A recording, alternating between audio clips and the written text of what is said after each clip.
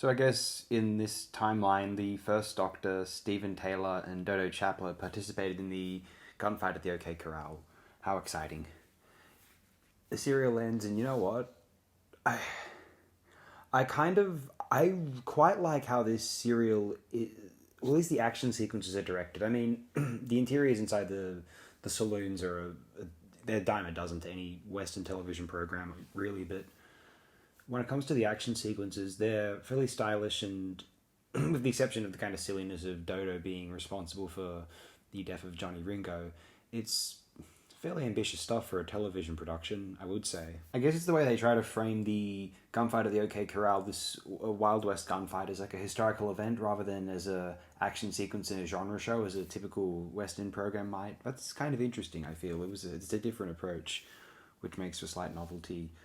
And even if you're watching all 4 episodes in a row, by the time you get to this one, you're like, to hell, I'm enjoying this. I don't care. You're just happy that you were along for the ride a little bit.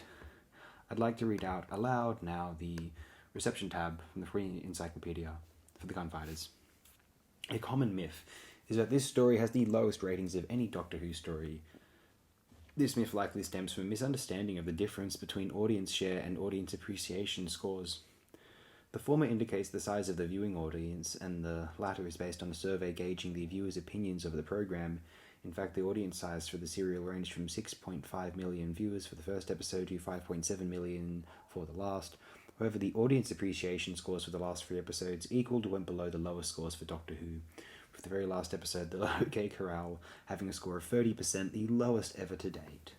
That said, the story did post ratings that were disappointing by a number of different measures. The Gunfighters represented a significant decrease over the previous serial, The Celestial Toymaker, which had ranged from 7.8 to 9.4 million viewers. Each episode of The Gunfighters was also significantly lower than for the first 18 weeks of Season 13, wherein the lowest rated week, at 7.9 million viewers, belonged to the episode The Feast of Stephen from the Daleks' Master Plan. Each episode of the serial was also beaten by the serials which were respectively broadcast in similar April to May slots in 1965, The Space Museum, and in 1964, The Keys of Marinus.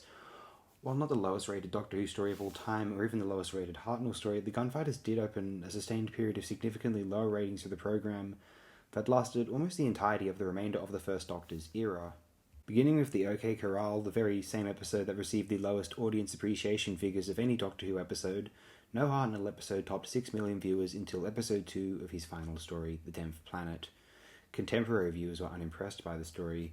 The BBC's audience research report on the final episode noted several negative reactions, including, has deteriorated from pure science fiction into third-rate storytelling. The story was hackneyed, ridiculous and dull. A weak and puerile plot.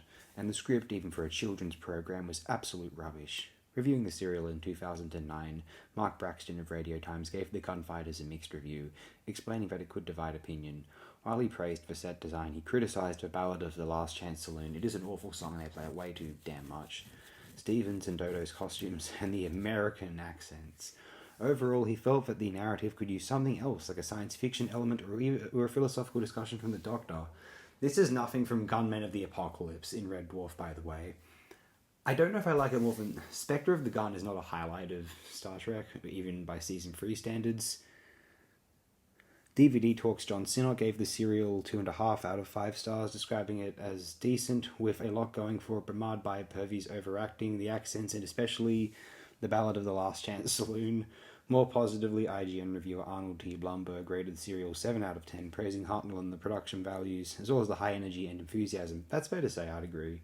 While he also derided the ballad, he wrote that the accents really aren't all that bad. Neela Debnath of The Independent stated that younger viewers would enjoy it as an adventure, while older audiences would appreciate the satire. Paul Cornell Martin-Day and Keith Topping described the serial as a comic masterpiece, winning everyone of its sheer charm. That word charm's a bit overused, I'm just going to say that. Join us next time for a discussion of the Savages. We're nearing the end of the First Doctor's run, and unfortunately, they're running a bit out of steam. Well, there'll be 4 more serials. 2 lesser, 2 that were among the very strongest, if not the strongest, of William Hartnell's run. Thanks again, my friends. Tune in next time if you're so inclined to AOD's classic Doctor Who retrospective.